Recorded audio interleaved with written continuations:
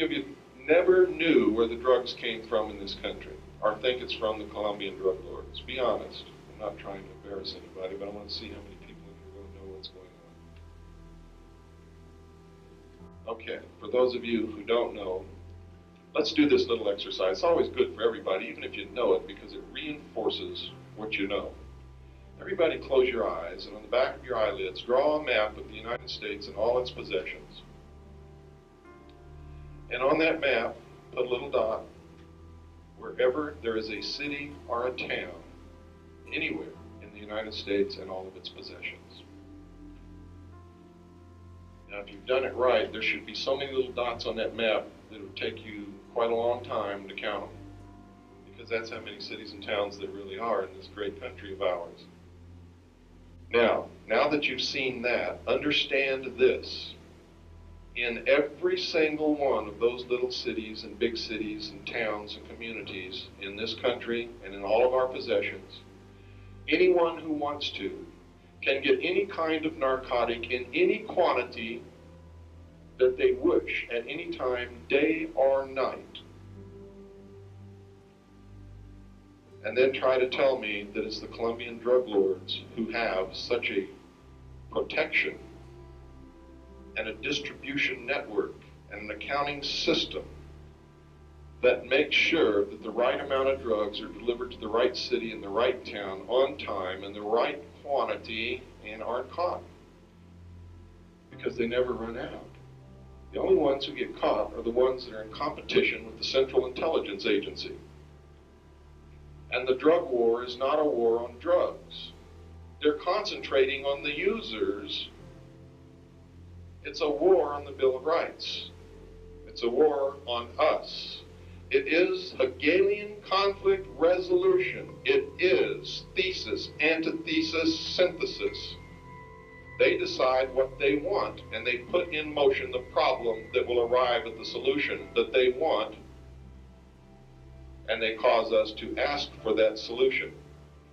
How many of you saw the poll recently, the results of which said that most Americans are willing to give up some of their constitutional rights to get the drugs and crime off the streets? How many of you saw that poll? It was on the front page of many newspapers. That's what they did this for. That's one of the reasons. See, drugs are accomplishing three things.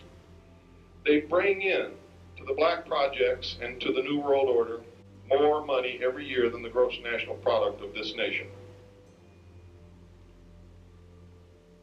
Every year.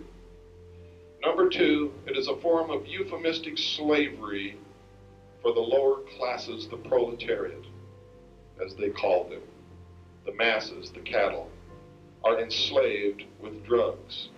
They are under complete control because the master can control them by giving or withholding their addiction.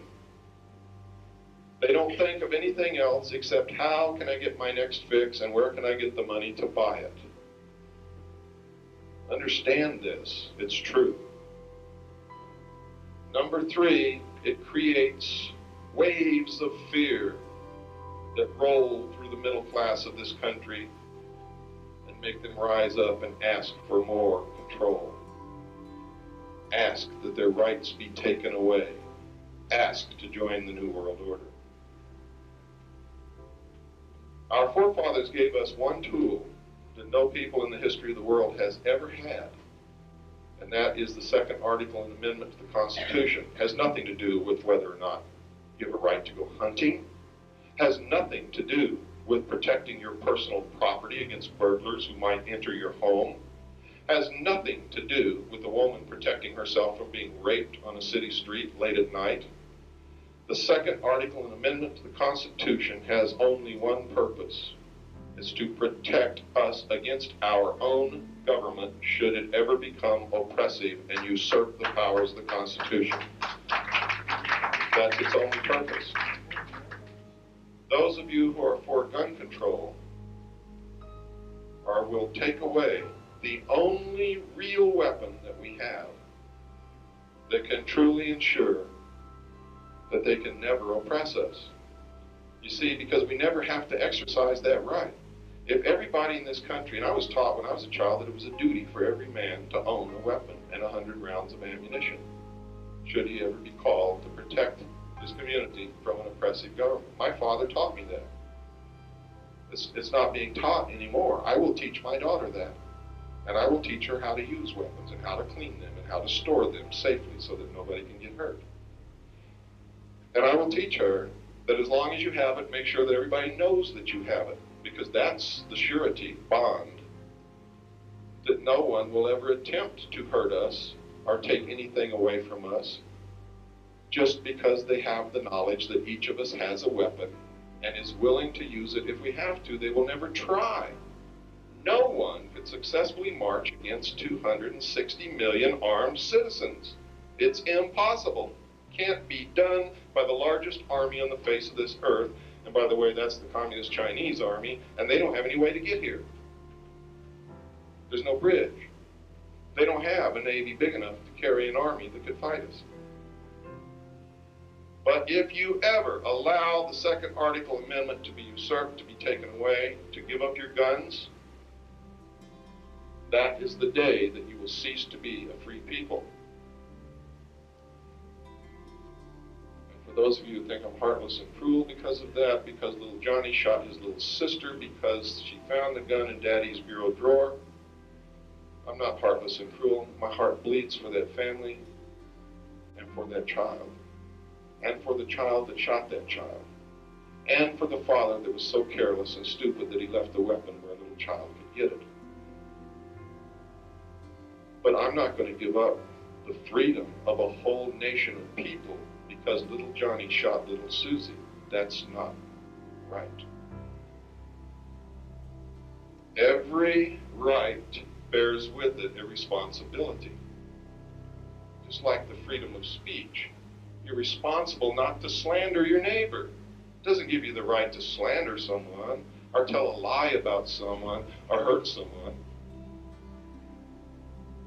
And the responsibility of the Second Article Amendment does not give you the right to leave a loaded weapon where a little child can get it. See? I hope everybody understands what I'm talking about. That's right. Take away the swimming pool. The child drowns, and that's a good point. You know, how many children have drowned in Phoenix? More children drown in Arizona than any other state in the Union. Less children are shot, but they still want to take the guns away. But nobody's trying to take the swimming pools away. Why? Because you're being brainwashed that it's the gun that does it. And nobody's brainwashing you, telling you that it's the pool that does it.